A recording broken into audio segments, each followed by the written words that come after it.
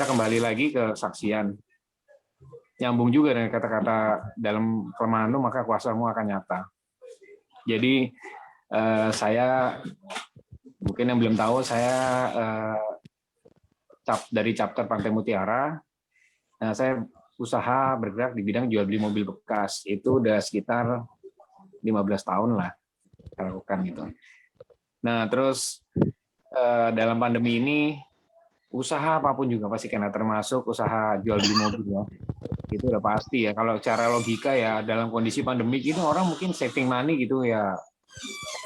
Apa mungkin orang beli mobil dalam keadaan gitu? Itu mungkin alternatif yang kesekian kali ya. Ngapain orang beli mobil keadaan pandemi gitu ya, nggak mungkin gitu ya, pasti kena yang masih survive tuh dengar sih yang sembako gitu lah gitu.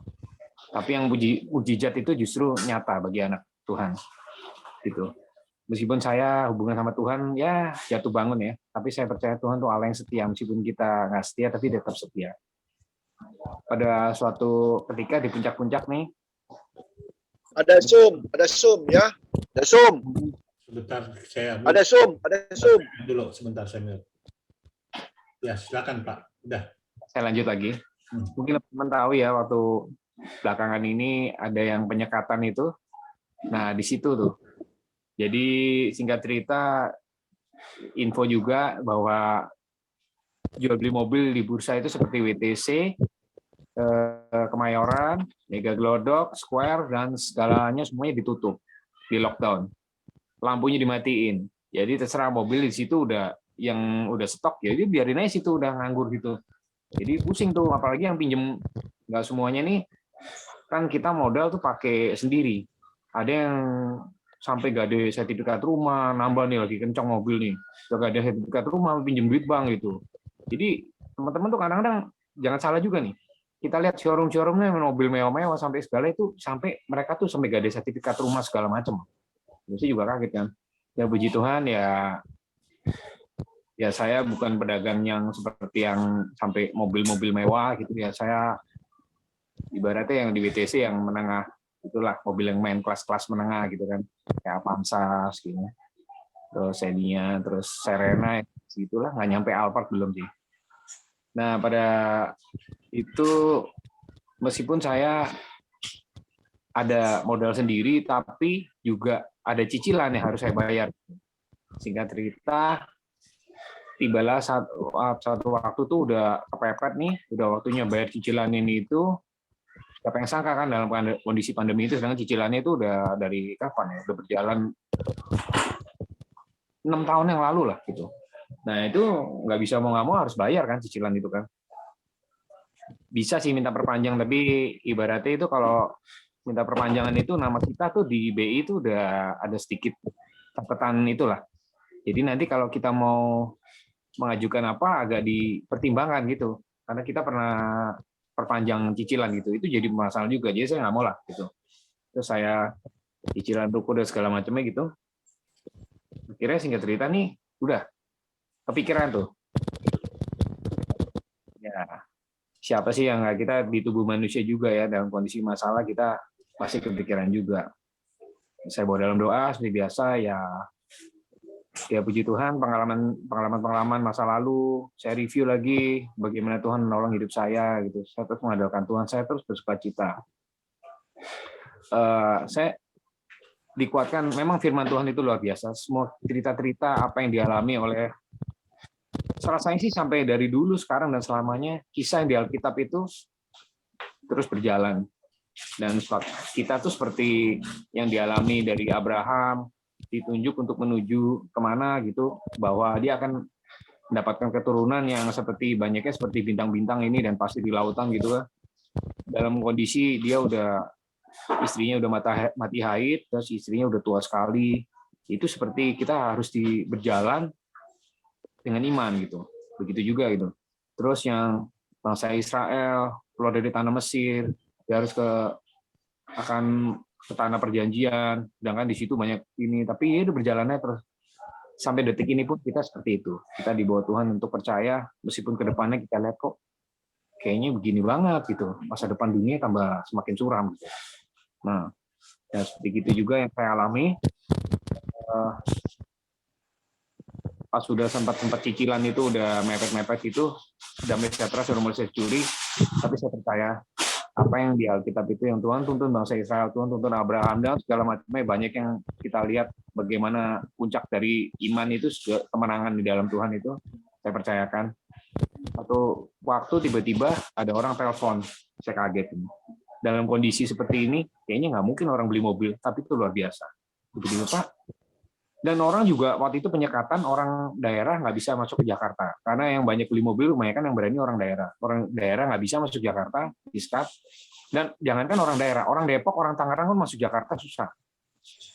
Nah, kita jadi memperkecil komunitas. Sedang orang Jakarta untuk beli mobil ngapain?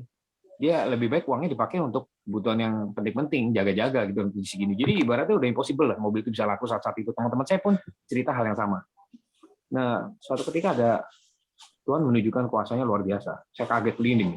Tiba-tiba ada yang telepon orang, Pak, saya mau lihat mobilnya gitu. Tapi saya nggak bisa nih, ada penyekatan. Iya juga ya. Jadi gimana? Tiba-tiba dia ngirim orang. Nah itu ada satu website itu, yaitu saya percaya itu diadakan Tuhan tuh memang luar biasa.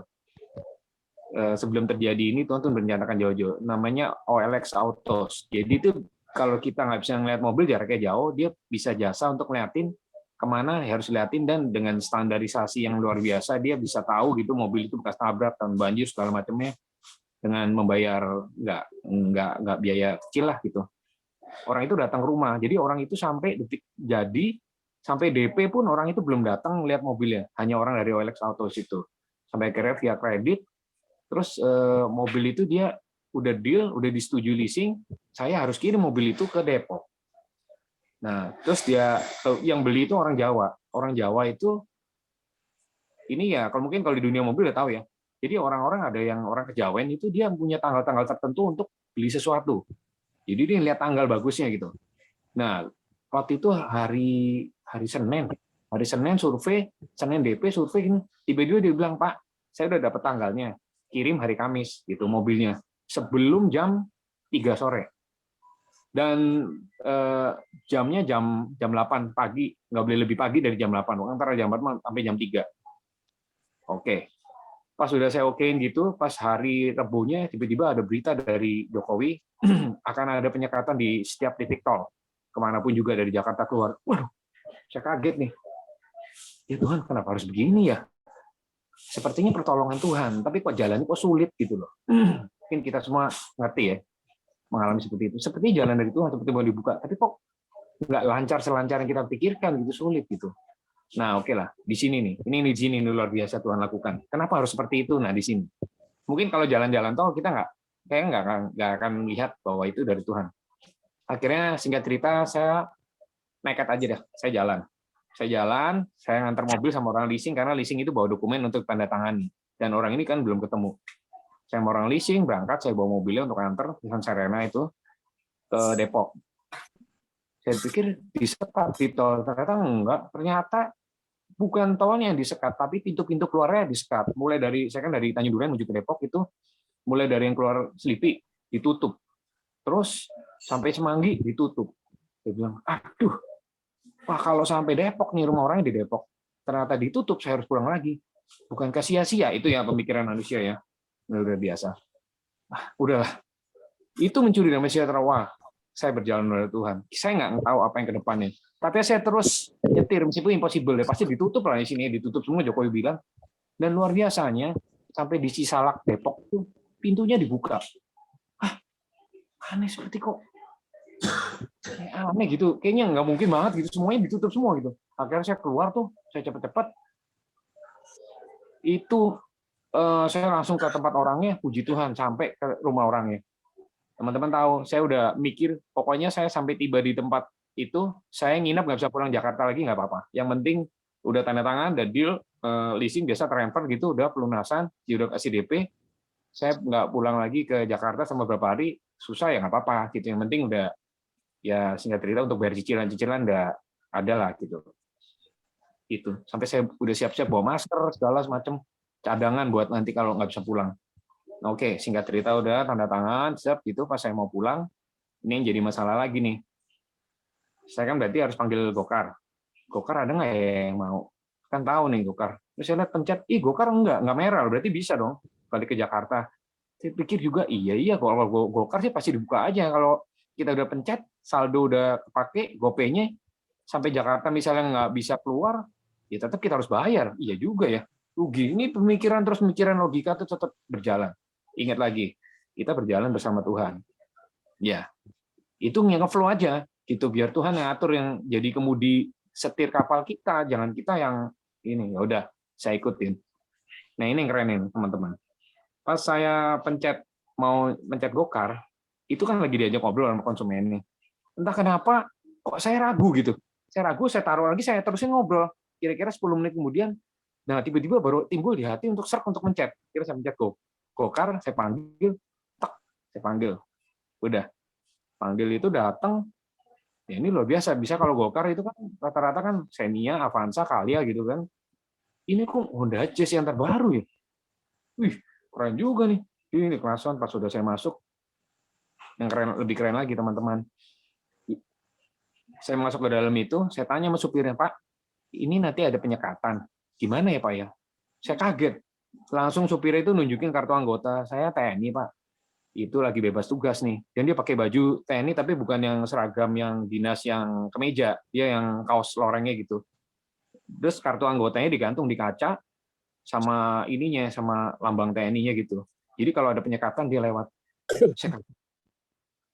Luar biasa banget nih. Betapa Tuhan itu benar-benar menyertai jalan tuh, jangan takut gitu ke depannya. Jadi itu yang menguatkan sekali saya. Dari sejak itu saya lihat bahwa kenapa kelihatannya dibuka jalan tapi kok ada kesulitan gitu. Saya rasa itu yang dialami bangsa Israel, kenapa muter-muter gitu. Sebelum kita benar-benar hati kita berserah mengandalkan Tuhan, masih ada keakuan, Tuhan akan buat itu nggak selancar yang kamu pikir gitu loh.